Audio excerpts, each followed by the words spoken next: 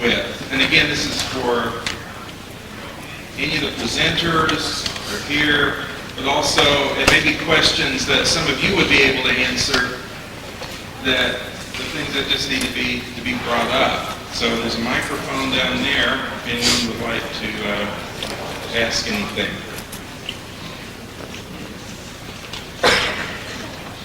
Jan Lohmeyer has been asking these great questions for the whole time, and he never gets a chance.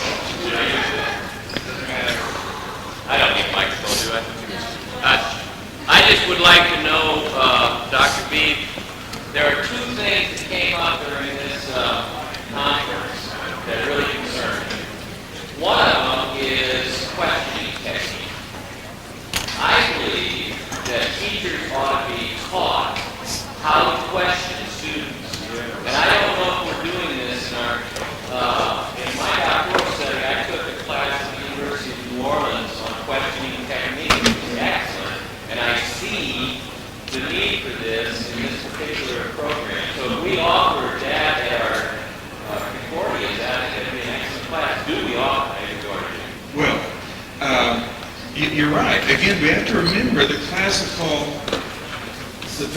teaching methods and the teaching of things like dialectic, which involves asking those questions that lead students to realize it. Now, I do know that there is a video series that I think Joe Brondos uses in his school at Zion that's designed to teach teachers how to question effectively, how to use this method. So there are some resources that you can use for your teachers for an in-service. Again, Joel's not in the room right now, but you might ask him about that. But I do know that's available. Now, you're right. We need, one of the big goals and the big needs is training teachers in our Concordias. And I can announce that Concordia Mequon here is the chairman of our education program, Jim Jurgensen, wants to have some kind of minor or maybe our organization can have a kind of certification. He wants to implement a program here on campus to teach teachers who want to go use the classical method. And again, we have enough. Now, what do they need?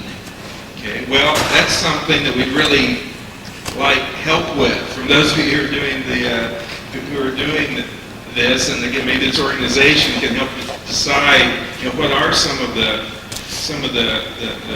training that would really be helpful for a classical educator. But questioning, the use of dialectic, I think that's an excellent component.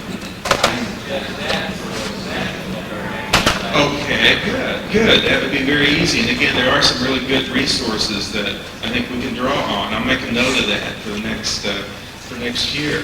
Great, thanks.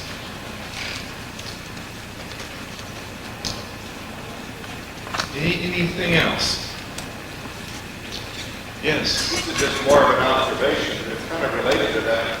I came here expecting to find that schools that wanted to make the transition, or teachers, let's say, who wanted to make the transition, needed to go someplace to get tooled or retooled. And I'm surprised to hear, it seems like I keep hearing that pretty much everybody's doing this simply through motivation. If you're motivated, you find the books, you go on the internet, and you try it as a teacher and just kind of start picking these things up. Is that, maybe that's not the end goal. Maybe that's just what we have to do for the time being. I think a number of the schools have sent their teachers to Moscow, Idaho for the training that ACCS gives. Have any of you gone through that training?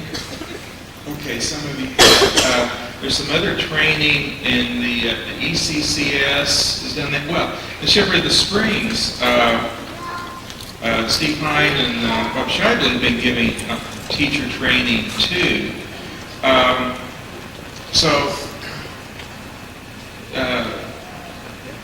Mr. Pete, I don't mean to interrupt you from your PowerPoint. What do you do for teacher training? And is that something you can do on your own, or you send them somewhere, or how do you do that? And I would add another question I wanted to ask at your session.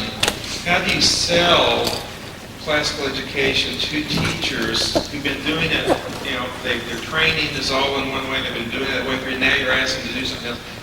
How have you been able to win them over to this? Can you answer that? Well, what we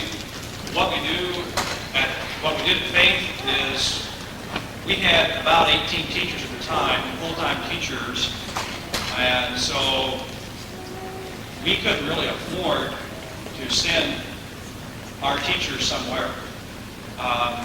It was more economical for us to bring a speaker in. Our first speaker that we brought in was Pastor Joel Brandos, and we did a retreat style, and it was fun. We had campfire and food, it was a lot of fun. And then Pastor Brandos spoke to the group. Okay, so we did some things like that. We did some stuff on site where I delivered some things and had them read through certain documents together. We read Dorothy Sayers together. We read through Dr. B's book together. We discussed some of Doug Wilson's stuff together, especially as it relates to curriculum and trivia, etc. So we just started talking about it, and I was the principal, so that's what we talked about during faculty meetings. And we did have some teachers opposed, and I think that the key, of course, was prayer. I think it takes great humility. I think the sense that some people get is that you come in thinking that you know it all, and that what you're doing is wrong and bad, and we got to change you. Well, if you are even perceived that way, you're going to get a lot of resistance. And so I just pray, dear Lord, humble me so that I don't come across accusatory or whatever else, and just kept trying to push the benefits. Let's try it. I've even said, if it doesn't work, we'll try something else. Let's just try it. And a lot of teachers were willing to try it. A lot of people bragged about Shirley Grammar at our opening staff meetings, even when we were having getting ready for Shirley Grammar. And at our Christmas party, we were at a restaurant. We were having a good time. Several of the teachers, my main complainers, were over talking about how wonderful their students were learning grammar and how they could see the benefit. And so they were sold on it once they got into it and saw the benefits. I know that I met one teacher at CCLE 1, the very first one. We're talking about this, and she's very defensive, very, things that we were saying were going against what she taught, and she was stressed. And then I can say, I won't mention names, but to see her here after teaching this way, so excited to see how much her kids are learning. It just overwhelming. Now she's a true crusader for this. But I think a lot of times once teachers get a taste of it and see what it does to the kids, and how the kids just eat it up and love it so much and learn so much, that's the key to winning teachers over. Anything else? Yes, Ms. Lamar. Another question I had is in regard to scheduling, and I'd like to hear some other principals. The homeschoolers don't have this problem. As soon as you start adding logic, you add Latin. You don't want to drop your Spanish program. And you're already having to teach health, PE, and everything else. Where does logic fit in what subject area, what field, and can it be substituted for certain other subjects? Can anybody answer that? Again, here's one of my differences from Doug Wilson. He teaches logic as a subject. He teaches rhetoric as a subject. And that's great. That's great to have subjects in that. But the whole idea, in terms of the trivium, is that logic is something you're teaching in every class. It's a way you're teaching. It's a focus in every class, as you're developing the use of teaching them to think, which you're doing in history or literature or health or whatever it is. So again, I see the liberal arts not as subjects as such, but as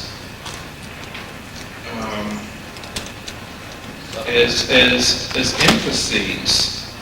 So that's how I would answer. Now, it's good to have a course in formal logic. My colleague Amos Manouge is here.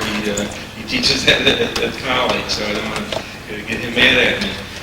But I think the course is very good if you can work it into your schedule. If you can't, that doesn't mean you don't teach logic. Now, you're going to have to teach your teachers in those different subject areas how to teach logic and to make sure that they're doing it.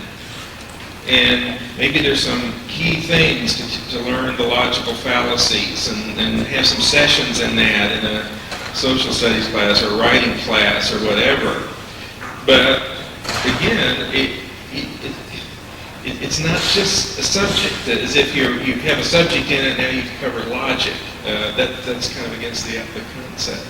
Yeah. Ask Steve that, and would you defend your teaching logic as a subject? He's busy. You got a question? Defend logic as a subject. Did someone just argue against it? Did he argue against it? I said logic to teach logic. Is that logic? That's correct. You don't need a class in formal logic to teach formal logic. You could incorporate formal logic into something else.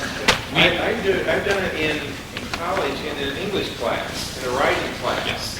They have to be persuasive. Well, they need to know a little bit about how to support their ideas and about logic. So, that's a way to get it in. It's because, well, you would teach it, of course, in the logic stage to those children, junior high age children. It'd be no different than like the Spalding writing, reading, where you have several different folk subjects, spelling, handwriting, other things going on at the same time. And you're teaching it all in one long time. Am I right? That's what the dinosaur presentation from the wild goes. In this case, you have logic, and logic is the instructional style, if you will, for the logic stage. So you can each of the levels of the trivium is both a subject and an instructional style. But you teach it as a subject in your school. Yes. Well, Jan, it's sort of like this. Do you teach computers at your school as a separate subject? Okay, some do, right? And maybe they have computers for a day or two. But they really use it when it comes to writing their grammar paper or their English papers or whatever. And logic can be thought of like that. It's a tool.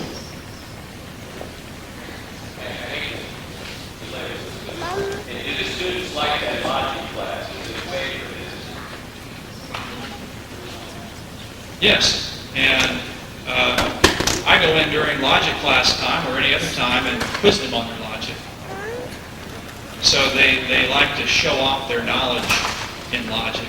I don't teach them logic, but as a school principal, I'll say, I'll tell the teacher, I'm going to come by during your logic class tomorrow, give me 10 minutes, I'm going to quiz your students on what they know in logic. And my 8th graders will stand proud to argue something with me or whatever. So we try to make it a little engaging. So you teach logic on the 8th grade level? Yes. Another way to do it, I know in colleges, logic is often part of the math curriculum. It becomes an option for math.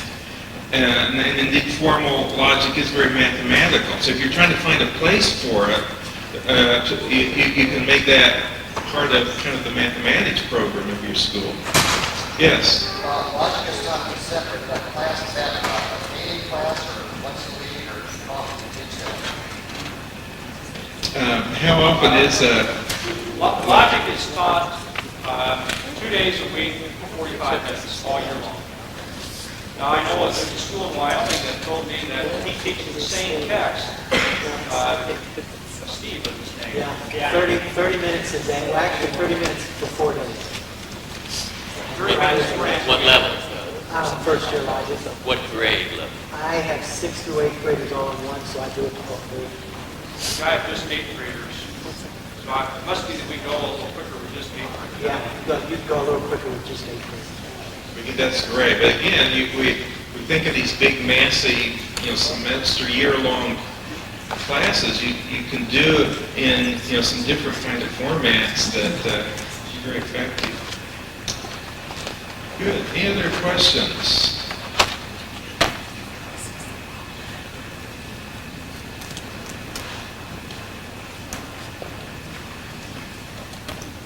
Yes. No. Okay. No.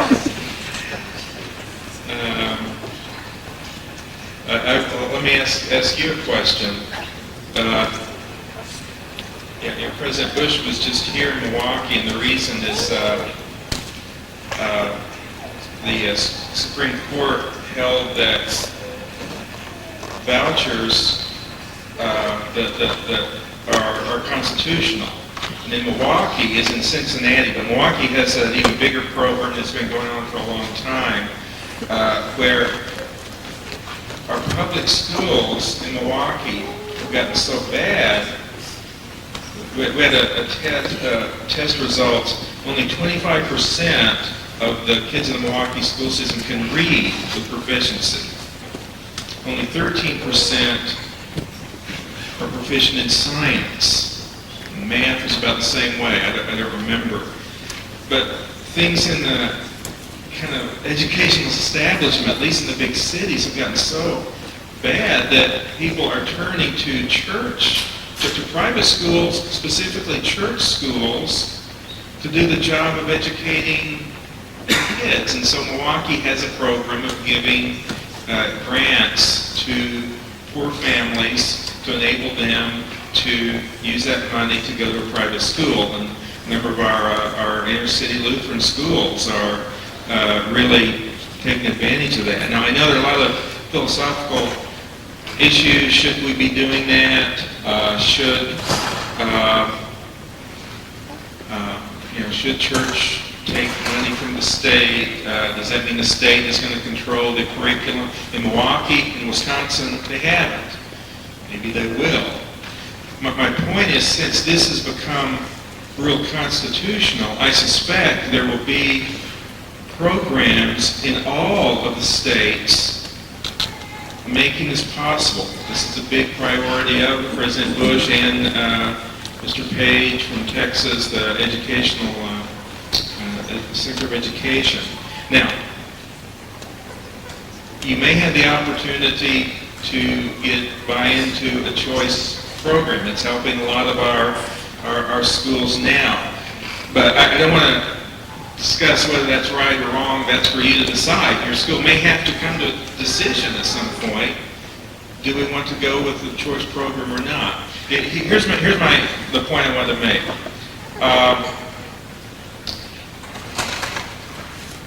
This is a great opportunity for Christian schools.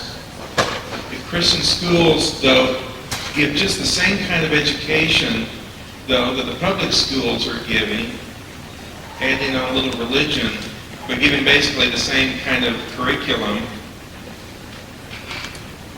we're going to lose our chance, whether it's a matter of federal money or not. People are looking to church schools to give an academic education that the public schools are often failing to do. That's why classical education really is an alternative that stresses academic excellence. People used to send their kids to a Christian school for the religion. Maybe the academics weren't so strong. Now they're sending them to our schools for the academics. What I'm saying, we just better be ready for that. And when I see what's accomplished in these classical schools, the academic superiority, it's just a tremendous thing. Okay, there was going to be a question in there for you somewhere, but you might just think about it. What will you do if your state adopts the school choice program, which the Supreme Court has just said is constitutional? It's going to come. It could be an opportunity. But again, they're turning to us for an alternative and better education. Okay, well, let's move on to our program, a very important part. First of all,